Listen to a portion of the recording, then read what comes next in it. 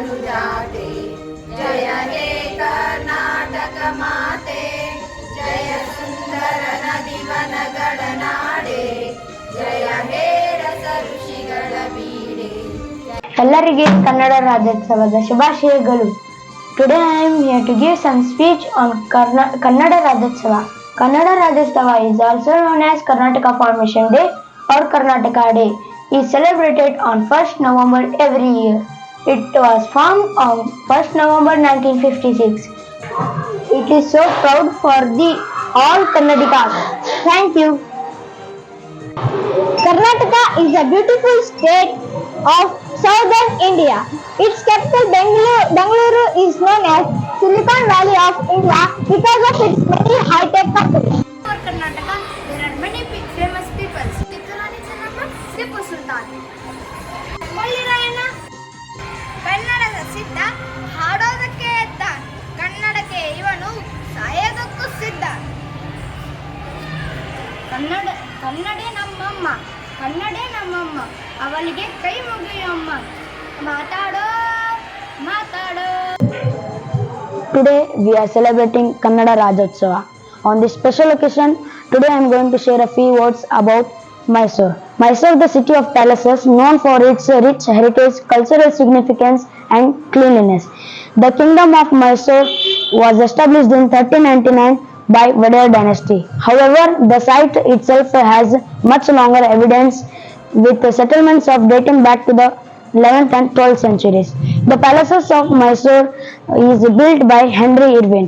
Yaduraya was the first king of Mysore who founded the original palaces in 14th centuries.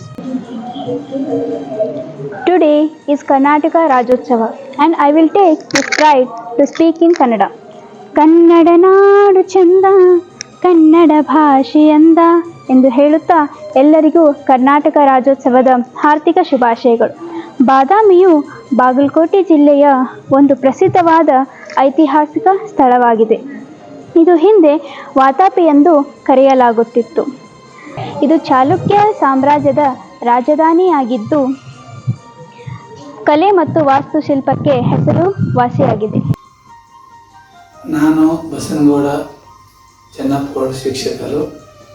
ನನ್ನ ಮಗನಾದ Akshay Basanagouda ಚೆನ್ನಪ್ಪಗೌಡರು Cambridge public ಶಾಲೆ ಬಾದಾಮಿಯಲ್ಲಿ 10ನೇ ತರಗತಿಯಲ್ಲಿ ಓದುತ್ತಿದ್ದಾನೆ.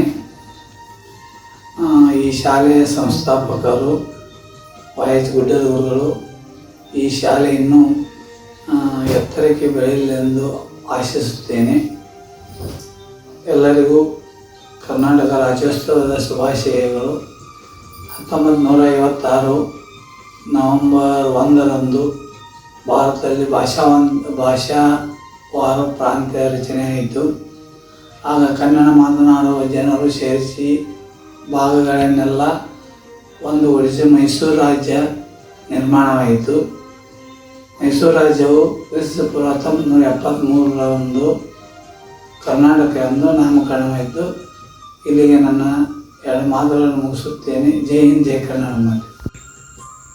ಎಲ್ಲರಿಗೂ ನಮಸ್ಕಾರಗಳು. ಕ್ಯಾಂಬ್ರಿಡ್ಜ್ ಪಬ್ಲಿಕ್ ಶಾಲೆಗೆ ಓದುತ್ತಿದ್ದ ಪ್ರಿಯಾ ಭಾರತಿಯವರ ಪಾಲಕರು. ನಮ್ಮ ಮಗಳು ಸತತ 4 ವರ್ಷದಿಂದ ಓದುತ್ತಿದ್ದಾಳೆ. ಈ ಅವಕಾಶವನ್ನು ಕಲ್ಪಿಸಿಕೊಟ್ಟ ವೈಎಸ್ ಗುಡ್ಡದ ಗುರುಗಳಿಗೆ ನನ್ನ ಹೃದಯಪೂರ್ವಕ ವಂದನೆಗಳು. ಇನ್ನೂ ಇಂಥ ಹಲವಾರು ಶಿಕ್ಷಣ ಸಂಸ್ಥೆಗಳು ಉತ್ತಮ ಗುಣಮಟ್ಟದ ಶಿಕ್ಷಣವನ್ನು ನೀಡುತ್ತಾ ಕನ್ನಡವನ್ನು ಬೆಳೆಸಬೇಕೆಂದು ಕೇಳಿಕೊಳ್ಳುತ್ತೇನೆ. ಜೈ ಹಿಂದ್, ಜೈ ಕರ್ನಾಟಕ ಮಾತೆ. ಎಲ್ಲರಿಗೂ ನಮಸ್ಕಾರ. ಕ್ಯಾಂಬ್ರಿಡ್ಜ್ ಪಬ್ಲಿಕ್ ಶಾಲೆಯಲ್ಲಿ ಓದ್ತಿರ್ತಕ್ಕಂಥ ಅನನ್ಯ ಮೇರಕರ್ ಪಾಲಕರ ಕಡೆಯಿಂದ ತಮಗೆಲ್ಲರಿಗೂ ಕನ್ನಡ ರಾಜ್ಯೋತ್ಸವ ಶುಭಾಶಯಗಳು.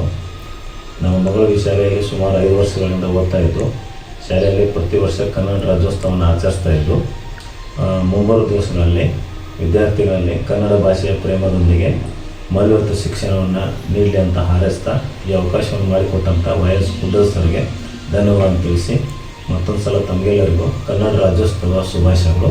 ಜೈ ಹಿಂದ್, ಜೈ ಕರ್ನಾಟಕ. ಎಲ್ಲರಿಗೂ ಶುಭೋದಯ. ನಾನು ಶಿವಕುಮಾರ್ ಎಂಕಂಚಿ. ನಮ್ಮ ಮಗ ಭಾರ್ಗವ್ ಎಂಕಂಚಿ ಕ್ಯಾಂಬ್ರಿಡ್ಜ್ ಸ್ಕೂಲ್ನಲ್ಲಿ 10ನೇ ತರಗತಿಯನ್ನು ಓದುತ್ತಿದ್ದಾನೆ. ಇಂದು ನವೆಂಬರ್ 1 ಕರ್ನಾಟಕ ರಾಜ್ಯೋತ್ಸವ. ನಾಡಿನ ಜನತೆಗೆ ಎಲ್ಲರಿಗೂ ಕರ್ನಾಟಕ ರಾಜ್ಯೋತ್ಸವ ಶುಭಾಶಯಗಳು. ಕನ್ನಡವೇ ನಿತ್ಯ, ಕನ್ನಡವೇ ಸತ್ಯ. ಜೈ ಜೈ ಹಿಂದ್, ಜೈ ಕರ್ನಾಟಕ. ಕರ್ನಾಟಕ.